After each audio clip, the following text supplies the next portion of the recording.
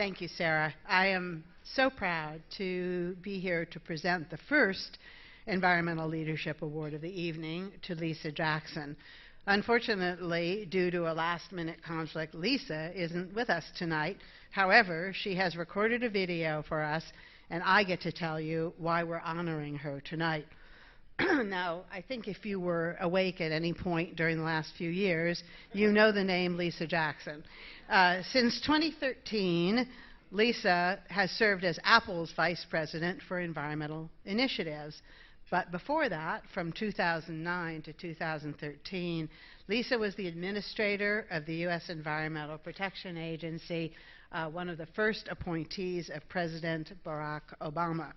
I actually knew her before she assumed that position because she occupied the job of Environmental Secretary for the state of New Jersey at the same time that I was working here under Governor Arnold Schwarzenegger. The two of us, therefore, had the unique pleasure of working for somewhat larger-than-life governors who both really wanted to do something about climate change, and we bonded over that.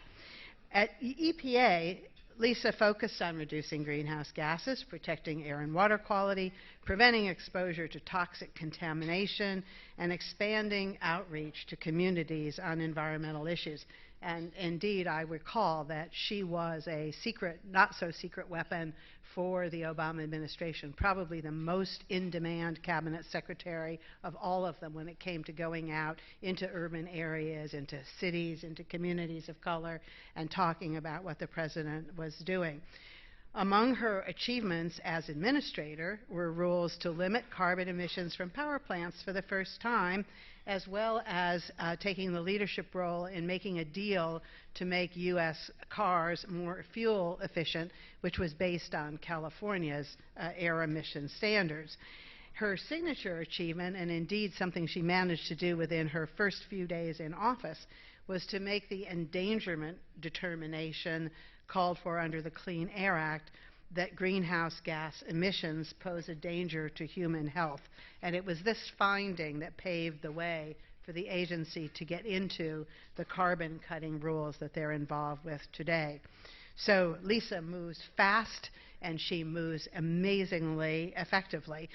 Since joining Apple, she has demonstrated some of that same ability, overseeing major strides in the company's efforts to minimize its impact on the environment, including a notable increase in public transparency and support for climate policy.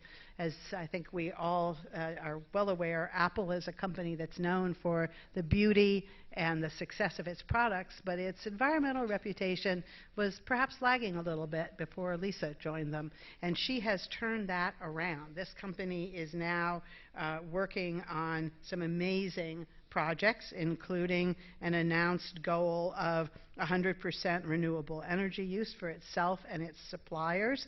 And they're on their way to that with data centers that run on solar, hydropower, and capture excess heat. Their future headquarters are going to be powered by a 2,900-acre solar array. They're also working to protect 1 million acres of forest land in China. Just this month, Greenpeace released a report that gave Apple a 100% Clean Energy Index score. So, in many ways, by coming here to work in California, Lisa came home, even though she's a New Orleans native. And by that, I mean what she did was to advance California's clean air and toxic pollution and energy policies at the national level, so we consider her one of our own. Lisa, the Golden State is happy that we've adopted you and that you've adopted us, and we want to congratulate you on the award. And I believe that as soon as we finish the video, I get to then make the award to her colleague, Nadine Decoteau, who's here to accept the award on Lisa's behalf. But right now we're going to see the video message. Hi everybody, it's Lisa. I'm sorry I couldn't join you in person. I needed to be in Princeton, New Jersey, and I just couldn't make it back to California in time. Unfortunately, teleportation is still a distant goal, though I bet someone at Apple is working on it. but I'm really happy to have the chance to say a few words by video. First, a big thank you to Mary Nichols, who has been one of the great champions for our air and our planet. Her support today means so much to me. Thank you to the California League of Conservation Voters for honoring me with the Environmental Leadership Award. I've presented this award a few times, so I know what it stands for and couldn't be more proud. Thank you, Sarah and Rick, as well as the entire staff at CLCV. All of you work hard every day to champion strong legislation to protect our environment. It's important work, and it matters. So thank you. I would also like to send a special congratulations to my fellow honorees, Lisa Hoyos and Annie Nadoff. Lisa has been a tireless advocate for all families, ensuring that their voices are heard, especially the voices we don't often hear on these issues. Annie and NRDC have done so much to advance environmental legislation in California, and she has used her experience to have an impact, not just in Sacramento, but also 3,000 miles away in D.C. Congratulations, Lisa and Annie. Very well deserved.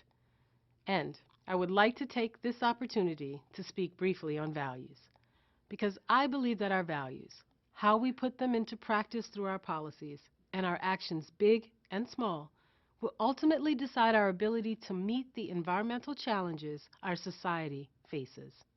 The harder the problem, the more we must rely on our values to steer us to solutions that are just and right.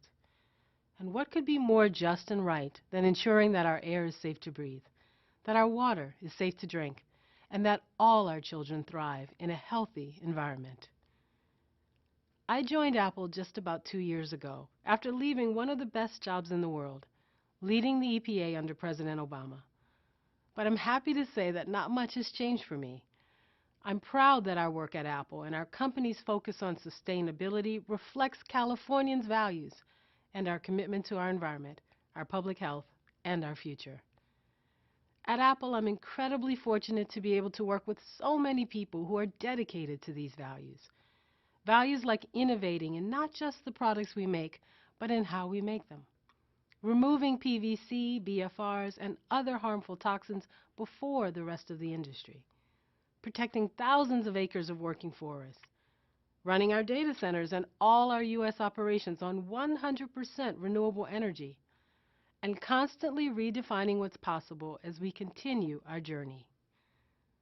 But the truth is, the private sector, even the most devoted among us, can only do so much. Companies are one part of a much larger framework, a framework that must include organizations like CLCV. CLCV plays a critical role as we work toward our goals. It is through you that many individual voices are heard. CLCV is the political muscle of the California environmental movement. You're at the nexus of political leadership, policy change, and public engagement.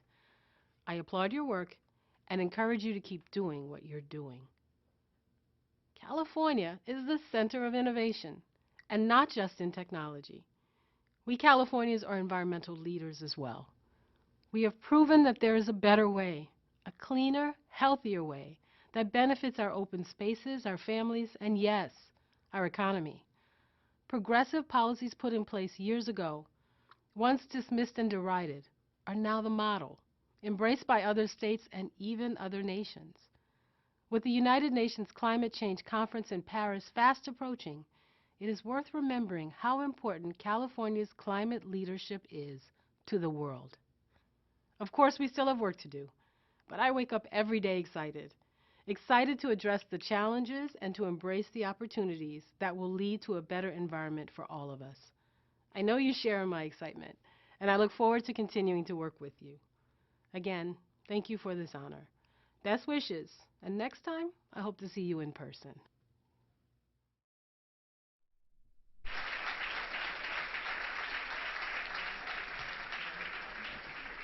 And now to accept the award, Lisa's colleague, Nadine de Coteau.